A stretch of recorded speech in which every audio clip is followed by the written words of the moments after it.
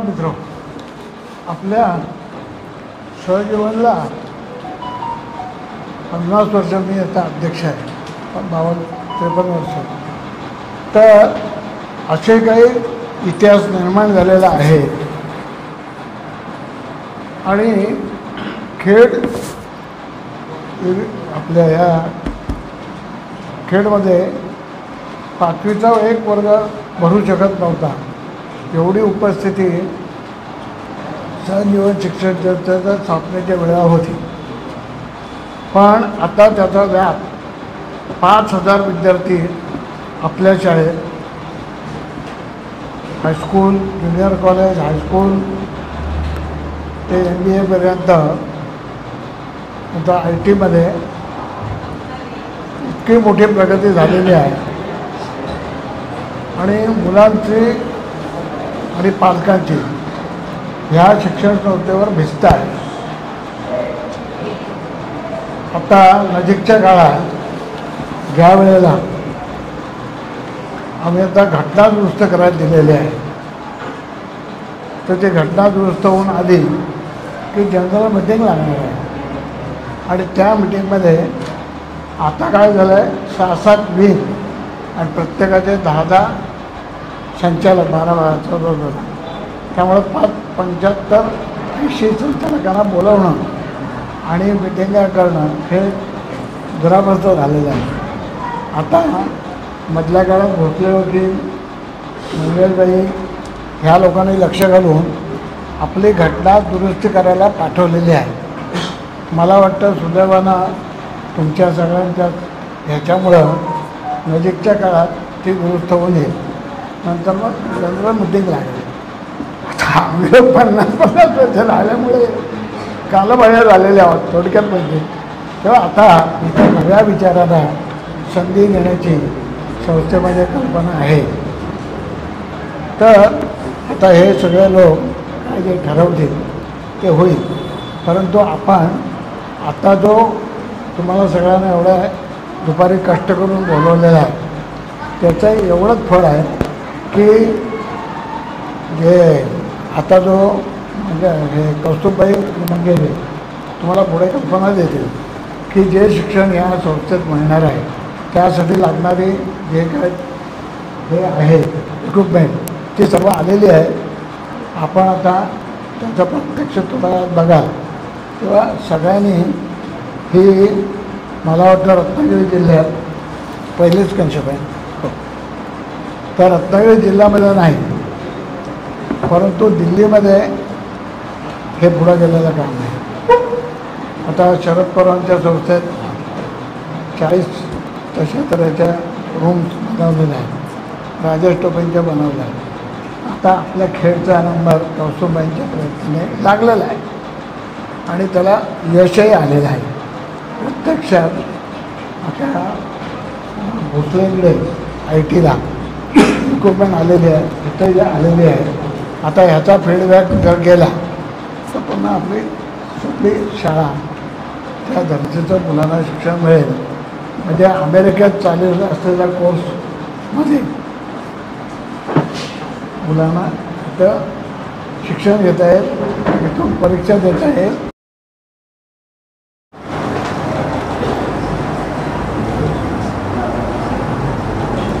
कोई सायन्स का है?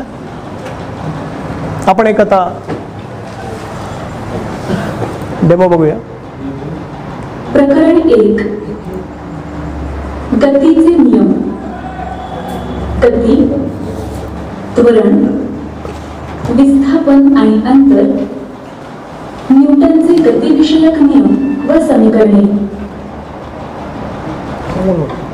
वस्तूची गती, मोशन ऑफ एन ऑब्जेक्ट.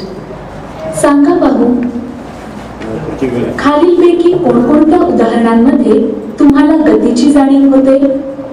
गती असणे व नसणे याचे स्पष्टीकरण तुम्ही कसे कराल? 1. पक्ष्याचे उडणे. 2 आता आपण इथं गॅमिफिकेशन बघू शकतो. गाडी. हे गॅमिफिकेशन आहे, म्हणजे ऍक्शन तिथं दिसते व्हिडिओमध्ये. 3 हवेतून उडणारा पालापाचोळा. 4 डोंगरावरती स्थिर असलेला दगड. दैनंदिन जीवनात आपण विविध वस्तूंची गती पाहतो. काही वेळा वस्तूंची गती आपण प्रत्यक्ष पाहू शकत नाही, जसे की वाहणारा वारा. वरील उदाहरणांमध्ये इतर अनेक उदाहरणे आपल्याला सांगता येतील. ती कोणती? विचार करा. 1 बसमधून तुम्ही प्रवास करत आहात. तुमच्या शेजारी बसलेली व्यक्ती गतिमान आहे का? 2 एखादी वस्तू गतिमान आहे किंवा नाही हे निश्चित करण्यासाठी तुम्हाला कोणकोणत्या बाबींचा विचार करावा लागतो? गती ही सापेक्ष संकल्पना आहे.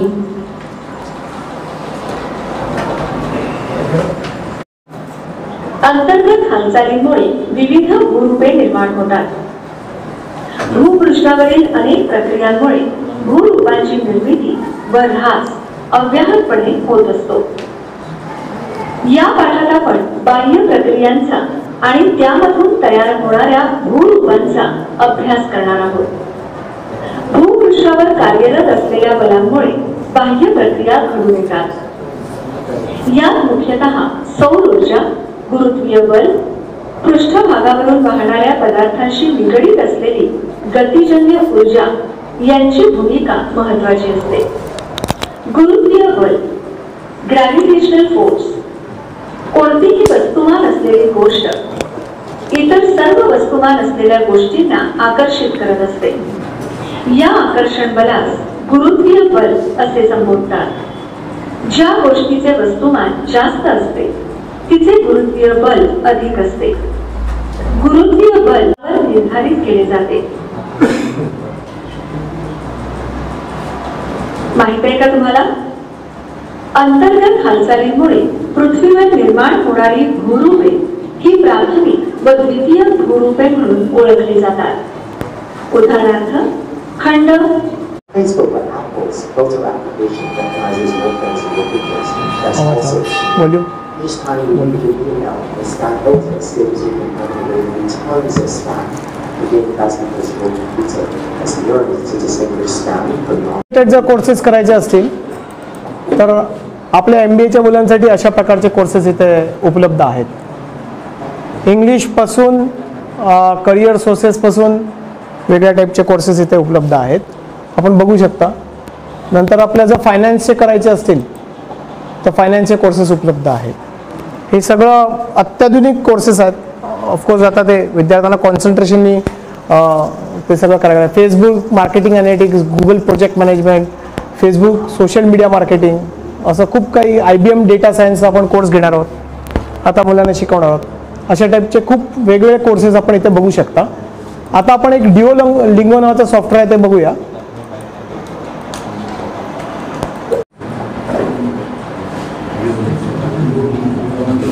तुम्हाला पत्रकार बंधूंना कुठली भाषा ऐकायला आवडेल? फ्रेंच लगाओ. फ्रेंच ऊपर गया फ्रेंच.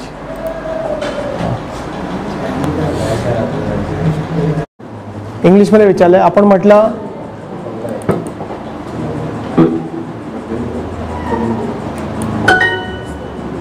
जॉब मुझे दिख नहीं रहा. मुलांचं जे हे SSCचं मान्यताप्राप्त जे आपलं हे सिलेबस आहे, अभ्यासक्रम आहे, तो आपण आता बघितला. आता आपण कोर्सेराच्या माध्यमातून जगातले कुठल्या टाईपचे कोर्सेस आपली मुलं करू शकतात. म्हणजे आता शाळेच्या मुलांसाठी काही कोर्सेस असतील, काही कॉलेजच्या मुलांसाठी आहे, पण दोघांचं डेमॉन्स्ट्रेशन आपण इथे बघूया की काय काय करू शकतो. बाकी बऱ्याच गोष्टी आहेत तर मी शॉर्टमध्ये थोडं करतो. सिस्टमच्या बाहेर एक मिनिट हे सोडून जर आपण सिस्टमच्या बाहेर घेतलं तर सोशल ॲप पे क्लिक करू. नाही, रुरल ॲप पे. तर एक मिनिट, यात कुठलाही गव्हर्नमेंटचा जॉब त्या सिस्टममध्ये आपण बघू शकतो. याच्यामधून कुठलाही न्यूजपेपर वाचू शकतो. जगातले सगळे न्यूजपेपर याच्यावरती तुम्हाला फ्रीमध्ये मिळतात. अशाही ॲप्स आहेत. दुसरं आपल्याला ॲग्रिकल्चरची माहिती, वुमन अँड चाइल्ड डेव्हलपमेंटची माहिती, अशा अनेक प्रकारच्या गोष्टी यात इंटिग्रेट केल्या आहेत. म्हणजे मुलांना जर पेपर वाचून दाखवायचा असेल क्लासरूममध्ये तर त्याचंही ॲप्लिकेशन येत आहे. मराठी, इंग्लिश सगळ्या टाईपचे पेपर आपल्या जगातले इथे मिळतात. हे सगळ्या प्रकारच्या स्कॉलरशिपचे सुद्धा याच्यातले आहेत. अशा प्रकारची एकदम अद्ययावत सिस्टम आहे आणि या आपण आता इकडे दिलेल्या आहेत. 6 तास बघत होते तरी 50%च बघून झाले, एवढे याच्यामध्ये फीचर्स आहेत सिस्टममध्ये. आणि या सिस्टमची अजून अशी एक हे आहे की जर कुठलाही अँड्रॉइड ॲप जगात तयार झाला असेल तो गुगल प्ले स्टोअरवर असेल तर तो डायरेक्टली डाउनलोड करू शकतो. जर तो प्ले स्टोअरवर नसेल तर तुम्हाला डायरेक्टली त्याची फाईल जर मिळाली तर ती फाईल या सिस्टममध्ये आपण इंटिग्रेट करून APK डायरेक्टली डाउनलोड करू शकतो. असा अँड्रॉइड कम्प्युटर आहे. आपण आता ही सिस्टम बघितली आणि होपफुली अशा सिस्टम्सने आपल्या शैक्षणिक पातळी जो स्तर आहे मुलांचा इथं उंचावेल अशी आशा व्यक्त करतो आणि सर्वांचे धन्यवाद सगळ्यांना देतो आणि गरुड सरांना विनंती करतो की पुढे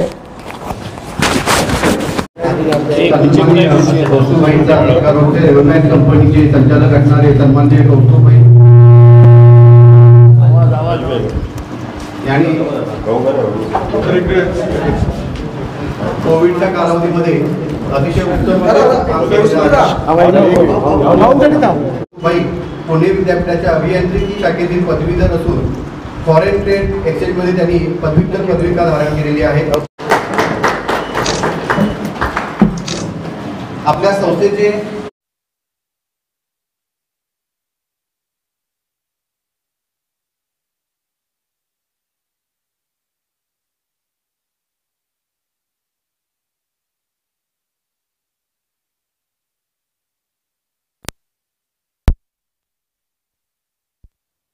डिवाइड आहे. म्हणजे शहरी आणि ग्रामीण भागामध्ये जी दरी असते ती कमी करण्यासाठी आपण इथे गॅमिफाईड कंटेंट असं इंट्रोड्यूस करतो आहे. याच्यामध्ये आपण बघितलं तर ह्या सिस्टममध्ये सगळे जे धडे आहेत ते एकदम मुलांना आकर्षित करतील आणि त्यांना आपण एखादा खेळ खेळतो असं वाटेल अशा पद्धतीने सगळं सादरीकरण असल्यामुळे आणि व्हिडिओचा वापर जास्ती केल्यामुळे मुलांच्या ते लक्षात राहतं. अशा प्रकारचं हायली ॲडव्हान्स आपण जे म्हणू शकतो म्हणजे अद्ययावत तंत्रज्ञान असलेले जे पूर्ण संच आहे आपण इथे 3 संच आता दिलेले आहेत. 7वी, 8वी आणि 9वी हे प्रायोगिक तत्वावर हिराबाई बुटाला विचारमंचाकडून दिलेले आहेत. जर ह्याचा फीडबॅक चांगला असेल आणि शाळेकडून मागणी असेल विद्यार्थ्यांना ते आवडलं तर ह्याच प्रकारचे 40 संच पण इथं आणणार आहोत. साधारण 4-1 कोटी रुपयाची ह्याची मार्केट व्हॅल्यू चे हे प्रोजेक्ट आहे तयार करणार आहोत. त्याच्यामध्ये विविध टाईपचे कंटेंट देणार आहोत. काही मुलांना फ्री इंटरनेट अवेलेबिलिटी म्हणजे त्यांना इंटरनेट पाहिजे तर कुठेही ॲक्सेस करू शकतील असे आपण टॅब्स तयार करणार आहोत की त्यांच्या शैक्षणिक गोष्टीसाठी फक्त ते त्याचा उपयोग करू शकतील. अशा टाईपचे गोष्टी आपण इथे सजीवनमध्ये आणणार आहोत. आणि आजचा हा प्रोग्राम जो होता तो पायलट होता आणि हा जर सक्सेस झाला तर 1 महिन्याच्या आत आपल्याला अजून 40 संच इथे आपण आणून सगळ्या क्लासरूम ज्या आहेत त्या आपण गॅमिफाईड कंटेंट आणि प्रॉपरली कोर्सेरा जे आपण इथं दाखवलं की कुठलंही आंतरराष्ट्रीय स्तरावरचं शिक्षण आपली मुलं घेऊ शकतात तर त्या टाईपचं सुद्धा आपण इथे सॉफ्टवेअरात इंटिग्रेट केलेलं आहे. ई शिक्षा यात आपण इंटिग्रेट केलेलं आहे आणि प्रकारच्या अशा टेक्नॉलॉजीज आज आपण इथं खेडमध्ये आणलेल्या आहेत. आणि दिल्ली सरकार तर खूप मोठ्या प्रमाणावर हे काम करत आहे. त्यांनी आता परवाच डिक्लेअर केलं की 20,000 क्लासरूम आम्ही अशा पद्धतीने करू. तर आपण 40 क्लासरूम मात्र सहजीवनच्या आपण आता इथे करून ही शाळा अत्यंत अद्ययावत अशी शाळा करणार आहोत. आणि सामान्य मुलांसाठीची अशी शाळा आहे काय खूप श्रीमंत लोकांची मुलं इथे येऊन प्रशिक्षण घेतात असं नाही तर त्या सगळ्यांना ह्या सुविधा मिळून एक शैक्षणिक स्तर आपण खेडमधला उंचवायचा आणि त्याच्यासाठी सहजीवन शिक्षण संस्थेच्या माध्यमातून आपण हा उपक्रम आणि ICICI फाउंडेशन, हिराबाई बुटाला विचारमंच व माननीय उपमुख्यमंत्री श्री अजितदादा पवार यांच्या आशीर्वादाने हे सगळं काम आपलं चालू आहे. सर मागाशी आपण बोललात की कोकणातली पहिलीच ही संस्था आहे की या संस्थेमध्ये अशा प्रकारचे हायटेक एज्युकेशन सुरू होतं. नक्की महाराष्ट्रात किती ठिकाणी सुरू आहे? आत्तापर्यंत अशा टाईपचा संच काही प्रायव्हेट स्कूल्सनी घेतलेत पण हा जो गॅमिफाईड कंटेंट आहे एवढा हायली गॅमिफाईड असा जो कंटेंट आहे हे आत्तापर्यंत आपण 2 ठिकाणी ICICI फाउंडेशनच्या तर्फे दिलेलं आहे. पहिली जागा आहे ती विद्याप्रतिष्ठान जे बारामती आहे त्यांच्या 30 शाळांना आपण एक संच यातला दिला. त्याच्यात इंग्लिश, सेमी इंग्लिश आणि मराठी असे 3 टाईपचे आपण कंटेंट त्यांना दिलेलं आहे. पण इथे मात्र आपण प्रत्येक वर्गाला एक वेगळा असा एक संच देतो आहे. प्लस मत्स्योदरी शिक्षण संस्था जालना इथे सुद्धा आपण आत्तापर्यंत असे 20 संच ICICI फाउंडेशनच्या माध्यमाने कोकणातली पहिलीच संस्था. ही आणि ICSS कॉलेजमध्ये मात्र फक्त हिराबाई बुटाला विचार मंचातर्फे आपण अँड्रॉइड कम्प्युटर्सचे संच दिलेले आहेत, ज्याच्या माध्यमातून इथे आपण डेटा ॲनालिटिक्स बाय गुगल, IBMचे कोर्सेस, स्टॅनफोर्डसारख्या युनिव्हर्सिटीचा फ्री कोर्स मशीन लर्निंगचा आपल्या विद्यार्थ्यांसाठी वगैरे अनेक प्रकारचे कोर्सेस आपण आता इथे इंट्रोड्यूस करतो आहे. MBAसाठी लंडन स्कूल ऑफ इकॉनॉमिक्ससारखे दर्जेदार युनिव्हर्सिटीचं शिक्षण आता आपल्या मुलांना मिळणार आहे. सगळ्याचा आपण डेमो बघितलात आणि हे सगळं आपण आता तिथे MBA कॉलेजमध्ये सुद्धा ICS कॉलेजमध्ये सुद्धा इंट्रोडक्शन करतो आहे आणि BSc IT चार कोर्सेस आपण लगेचच सुरू करतो आहे. हे मात्र काम फक्त हिराबाई बुटाला विचार मंचातर्फे चालू आहे. मात्र इथलं शाळेचे जे काम आहे ते मात्र खूप प्रचंड मोठं आहे. आवाका मोठे असल्यामुळे हिराबाई बुटाला विचार मंच, ICICI फाउंडेशन, सुपर माइंड आणि अनेक बाकी लोकांना जोडून आपण हा उपक्रम करणार आहोत. टॉयलेटचा प्रश्न जो होता तो एकाने टॉयलेटचा प्रश्न टॉयलेट आपल्याला मागे माहिती होतं की खेड शहरामध्ये टॉयलेट नाकारलं गेलं आणि नाकारलं गेलं म्हणजे त्यांनी एक जागा दिली, तिथं काम केल्यानंतर तर म्युन्सिपाल्टी त्यांचा स्टान्स बदलते आणि लिखित देते की आधी ठरलं होतं पण आता आम्हाला असं वाटतं की वाद निर्माण होतो म्हणून जागा बदलावी. हे आमच्यासोबत असलेल्या कल्याणी ग्रुपला सुद्धा काय ते मान्य नाही झालं, हिराबाई बुटाला विचार मंचाला मान्य नाही झालं.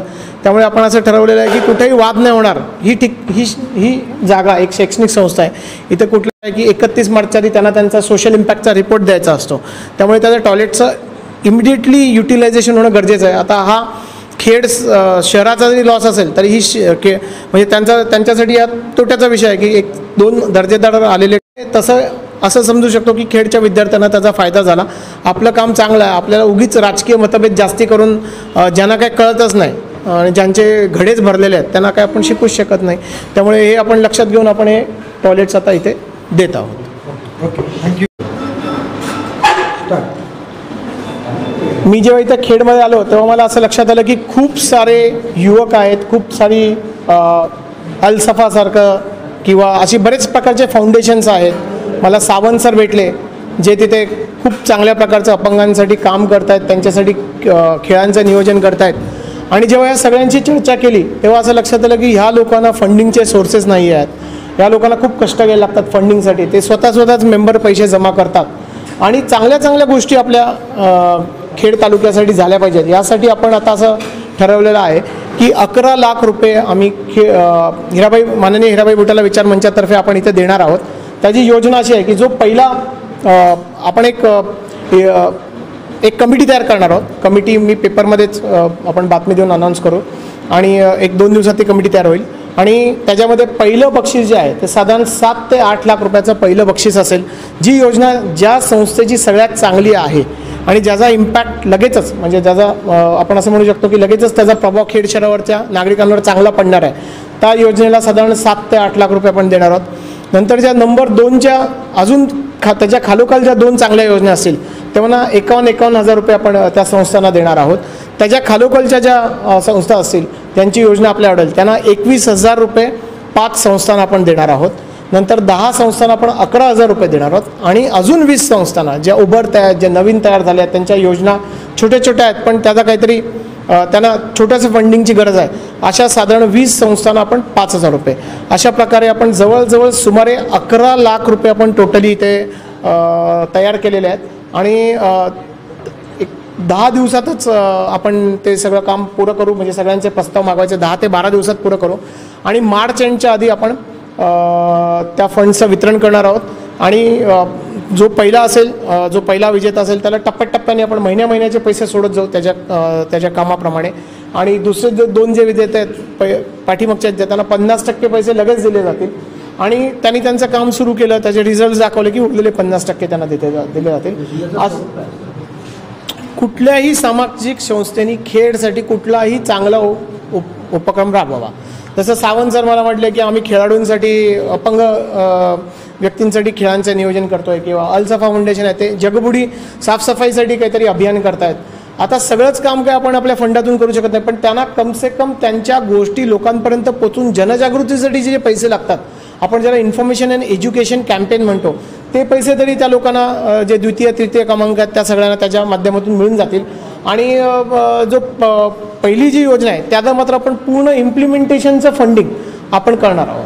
अशा प्रकारची आपण योजना जाहीर करणार आहोत. एक छोटीशी कमिटी करणार आहोत, सगळ्यांकडून सगळ्या सामाजिक संस्थांकडून त्यांचे अहवाल मागवणार आणि जे लोक खरोखर चांगलं काम करतील त्यांना पुढच्या वर्षीसुद्धा आपण कंटिन्यूड फंडिंग या प्रकारे आपण इथे करणार आहोत. अशा प्रकारची योजना आपण इथे तयार केलेली आहे आणि त्याच्यातून मला निश्चित असं वाटतं की जे इथले युवक आहेत ज्यांना काहीतरी करायची खूप इच्छा आहे पण बिचाऱ्यांना पाहिजे तेवढा सपोर्ट मिळत नाही किंवा पाहिजे तेवढी दिशा त्यांना मिळत नाही किंवा पाहिजे तसा एक शकतं असं नाही, पण सगळ्या युवकांना एक प्रोत्साहन देऊन चांगली कामं, कुठल्या तरी खेळाचं नियोजन असू शकतं, कुठेतरी साफसफाईचे अभियान येऊ शकतात, शैक्षणिक अभियान येऊ शकतात, जनजागृतीच्या गोष्टी असू शकतात, मदत असू शकते, अशा बऱ्याच प्रकारचे गोष्टी, मेडिकल स्वरूपातला एखादा उपक्रम मोठा असू शकतो, लोकांपर्यंत त्याचा इम्पॅक्ट पडेल असेल, अशा प्रकारच्या गोष्टींसाठी आपण हे फंडिंग उपलब्ध करून देणार आहोत. आणि त्याच्यातून हळूहळू ह्या सगळे जे युवा शक्ती आहे त्यांना त्याचा मदत होईल आणि त्याच्यातून नक्कीच खेडचा पुढे एक चांगला खेड तालुक्याचा विकास होईल असं मला वाटतं.